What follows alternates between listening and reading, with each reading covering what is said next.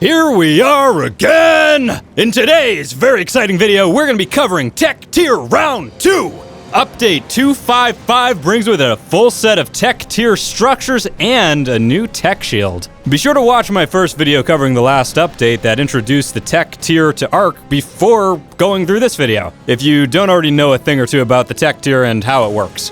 So, before we get to the nitty-gritty, let's chat about how to unlock the new Tekgrams you'll need to craft the tech structures. Once again, just like the last time, you'll need to beat the boss battles on each difficulty, or just hard to unlock the Tekgrams. I'm not going to go super in-depth this time because we've already covered this in our last tech video. Just take a look at this handy chart.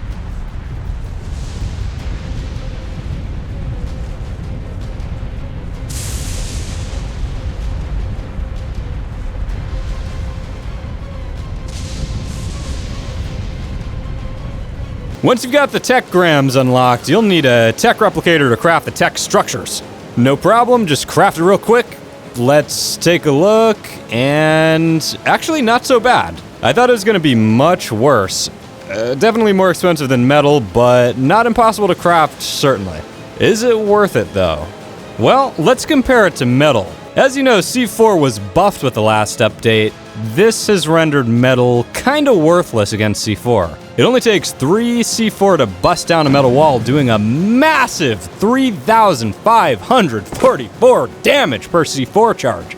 This amount of damage is consistent across the entire metal tier of building structures. Against a metal foundation, it only takes 5 C4 to bust it down. Finally, against a metal door, it takes 2 C4 to blast a hole into your base. Well, rip metal tier. How does the new Tek Tier stand up against C4, though? Against a tech wall, 1 block of C4 does 788 damage, taking a total of 13 blocks of C4 to take it down. Tech foundations. 1 C4 charge does 788 damage again, taking a total of 20 C4 charges to destroy. Good luck with this one. Finally, a tech door. It's gonna take 8 C4 charges to blast this sucker down. So what's that like? 4 times more resistant to explosives than metal? That's definitely worth the cost, I think. Consider combining this with some advanced PvP building strats to make a totally impenetrable base. Like the triple layer foundation building trick. Put down a foundation followed by a pillar, next put down another foundation, and notice this, it's lower. How about that? Well, now for some really strange reason we can snap an extra, or several extra foundations into the same exact snap point as the others, letting us stack foundations. Very cool. You're never getting into this, unless you have an insane amount of C4. Another one for you to try is the multi-wall trick. Did you know each foundation has 2 snap points for you to exploit? Place a fence foundation down on each snap point. Each fence foundation grants you 2 additional snap points. And now you can place 2 walls on each fence foundation, making your base unraidable. Of course, this is gonna cost you a lot of mats to do, but if you're already at this stage in the game, you probably don't have a job, so you can do it no problem. For more tips and tricks on PvP base building, check out my top 10 building tips video, which goes much more in depth on the subject. Click the card at the top or the link in the description. Let's chat about the tech shield real quick. So this little gem will protect your base in exchange for tech element. It has a massive 250,000 HP. To put that in perspective, it would take 254 C4 charges to bring it down. That sounds good and all, but what is the drawback? As you might have expected, the tech shield requires tech element to run, obviously, like I just said. On the smallest setting, the tech shield costs 1 element an hour to power and scales all the way up to 10 element an hour at the largest setting.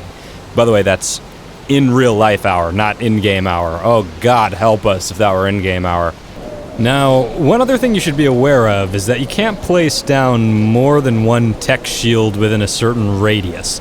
You'll have to space them out a fair bit, actually. So no tech shield stacking for you. I know you thought you were clever, but that's not gonna happen.